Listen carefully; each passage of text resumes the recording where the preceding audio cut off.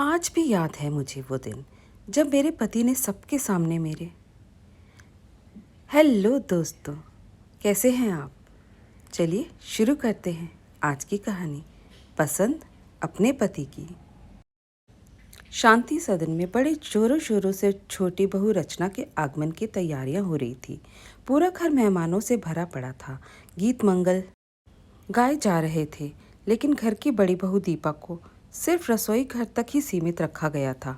दीपा को विवाह से संबंधित कोई भी काम, चाहे वो कपड़े की खरीदारी हो या गहनों की, हर चीज से दूर रखा गया। सभी चीज़ें उसकी ननद शुभी की देखरेख में हो रही थी। सारी खरीदारी भी उसने खुद की। हर चीज़ शुभी ने रचना से पूछकर, दिखाकर उसकी पसंद की और महंगी से महंगी चीज़ें लेकर दी।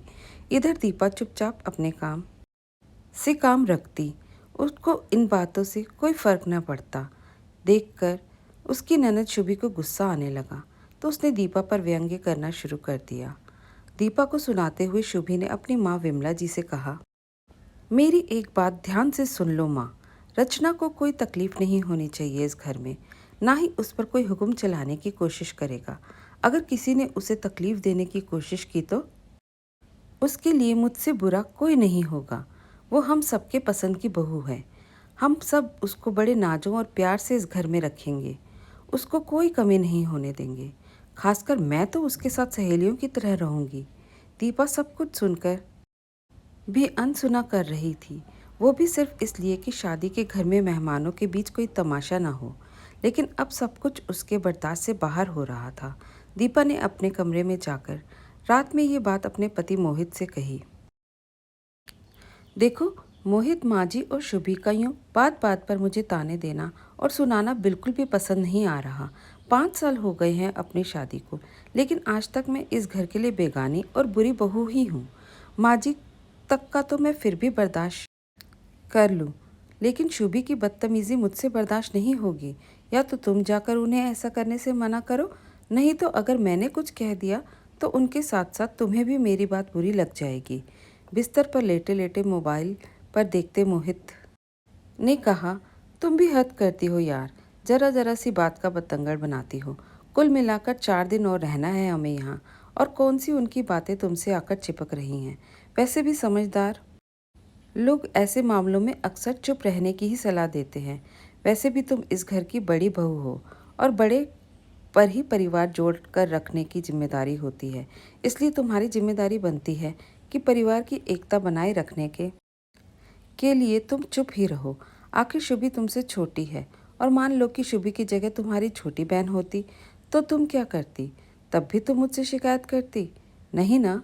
तब तो तुम चुपचाप सुनकर मुस्कुरा देती, ये कहती कि बच्ची है। क्यों, सही कह रहा हूँ ना मैं? तब दीपा ने पलटकर कहा, बिल्कुल गलत कह रहे हो तुम। अगर मेरी छोटी बहन ऐसा व्यवहार करेगी तो सबसे पहले उसे एक जोरदार थप्पड़ लगाऊंगी मैं, और मुझसे भी पहले मेरी माँ उसे थप्पड़ लगाएगी, क्योंकि हमें बड़ों का अपमान करना नहीं सिखाया गया। फिर चाहे वो कोई भी हो, माँ, भाभी या बहन, सम्मान पर सबका समान अधिकार है। दीपा की बात सुनते मोहित चुपचाप मोबाइल रखकर बिना कुछ बोले करवट लेकर सो गया। लेकिन दीपा ने तय कर लिया कि अब अगर वो चुप रह गई तो उसे आजीवन अपमान बर्दाश्त करना होगा। इसलिए अब वो चुपचाप अपना अपमान बर्दाश्त नहीं करेगी। दीपा और मोहित ही लव मैरिज हुई थी। दोनों एक ही कंपनी में काम करते थे। मोहित के परिवार ने कभी भी परोक्ष रूप में इस विवाह का विरोध तो नहीं किया, लेकिन दीपा की लाख कोशिशों के बाद भी मोहित के परिवार ने कभी दीपा को अपनी बहू स्वीकार नहीं किया। उसके हर अच्छे काम में हमेशा कमी और खोट ही निकाली गई। अगले दिन रचना के आने के बाद उसके मुंह दिखाई की रस्म चल रही थी। जो भी उसका घूंघट उठाता उसकी तारीफ किए बिना नहीं रह पाता। रचना रंग रूप से गौरी सुंदर होने के साथ साथ 5 फीट 7 इंच लंबी भी थी। सभी मेहमान उसे देखकर एक ही बात कहते, क्या खूबसूरत बहू आई है। घर में कद काठी, हर चीज़ से परफेक्ट, किसी फिल्मी मॉडल की तरह। विमला जी की ननद ने बहू की तारीफ में 2 4 बातें और बढ़ा चढ़ाकर कहीं कि तभी शुभी ने आकर कहा, अरे बुआ, रचना किसी ऐसे वैसे की पसंद थोड़ी ही है। मैं खुद इस घर की छोटी बहू को पसंद किया है। आप ही बताओ, मेरी पसंद में कोई काट सकता है क्या? आप तो अच्छी तरह से जानती हो मुझे ऐसी वैसी छोटी मोटी चीज़ें पसंद नहीं आती। शुभी की बात में हाँ मिलाते हुए विमला जी ने कहा, मेरी बेटी की पसंद तो हमेशा से ही एक नंबर की होती है, इसलिए तो इस बार इसे ही बहू पसंद करने की जिम्मेदारी इसके भाई और मैंने दे रखी थी। तभी तो हमारी छोटी बहू चांद का टुकड़ा है। वहाँ मौजूद मेहमानों के बीच खामोशी छा गई। सब दीपा की तरफ देखने लगे, क्योंकि सांवली सलोनी दीपा सामान्य कदकाठी की थी और उसे मोहित ने पसंद किया था। लेकिन दीपा अपने व्यवहार कुशलता से सबके दिल में जगह बना लेती। आज दीपा को शुभी का कहना बहुत बुरा लगा। आज उसके मन के साथ साथ उसका आत्मसम्मान भी बहुत आहत हुआ था। तभी दीपा की बुआ सास ने वक्त की नज़ाकत को देखते हुए कहा, अरे खूबसूरती तो बस कुछ पल की बात होती है, असली खूबसूरती तो व्यवहार में होनी चाहिए, जैसा हमारी बड़ी बहू दीपा में है। बड़ी बहू तू भी तो कुछ बोल, क्या चुपचाप खड़ी खड़ी सबको देख रही है?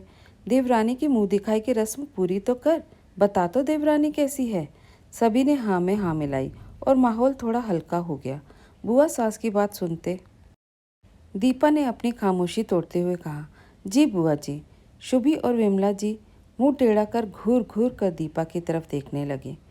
दीपा ने रचना का घूंघट उठाया और उसे देखकर कहा, शुभी दी, रचना तो वाकई बहुत सुंदर है।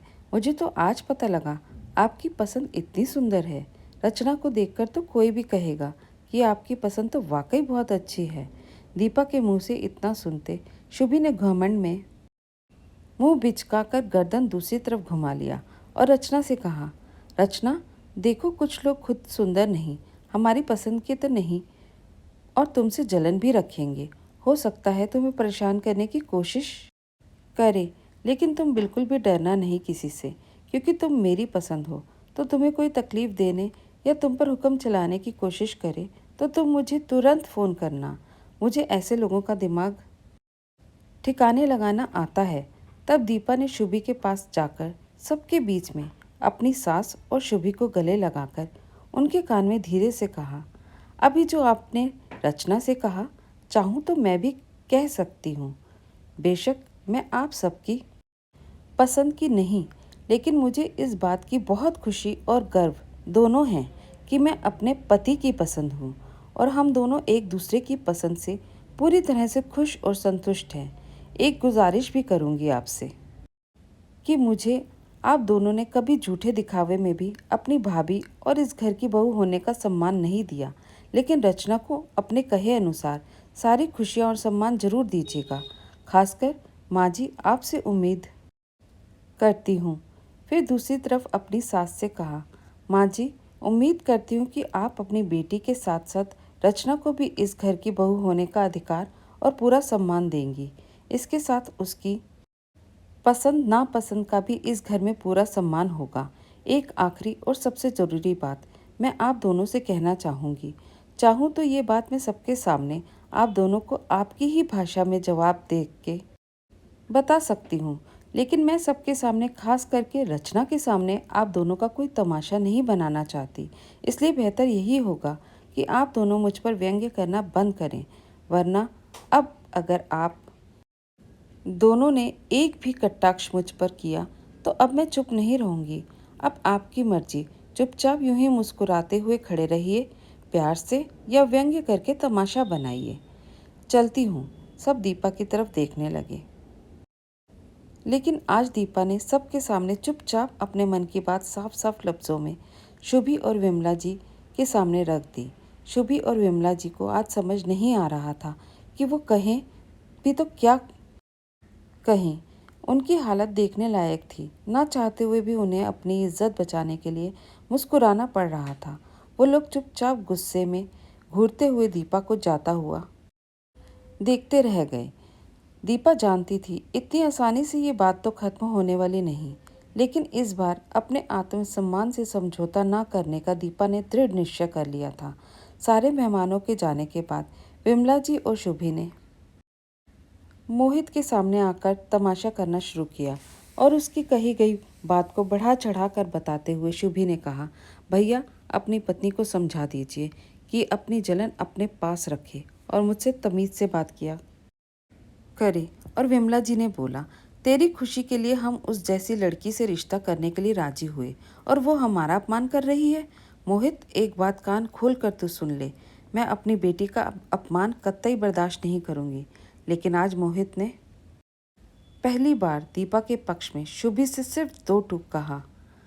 शुभी, किसी से सम्मान पाने के लिए हमें पहले सम्मान देना पड़ता है और दीपा तो तुम्हारी बड़ी भाभी है और उसे मैंने पसंद किया है, ठीक उसी तरह जैसे तुम्हारे लिए राहुल जी यानी शुभी के पति को तुम्हारे लिए पसंद किया था।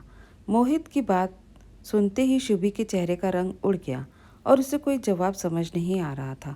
लेकिन आज पहली बार 2 टूक कहकर मोहित वहाँ से चला गया और दरवाजे के पीछे खड़ी होकर सारी बात सुनती दीपा को आज खुशी हुई कि कम से कम मोहित ने उसका साथ दिया। मोहित के चले जाने के बाद दरवाजे के पीछे खड़ी दीपा उन लोगों के सामने आ गई, जिसे देखकर शुभी और विमला जी गुस्से में उसको घूरते हुए वहाँ से निकल गए। तो दोस्तों, कैसी लगी आपको आज की कहानी? कमेंट सेक्शन में ज़रूर बताइए। अच्छी लगी तो लाइक और शेयर भी ज़रूर कीजिए। नए हैं तो चैनल को सब्सक्राइब भी ज़रूर कीजिए। धन्यवाद दोस्तों।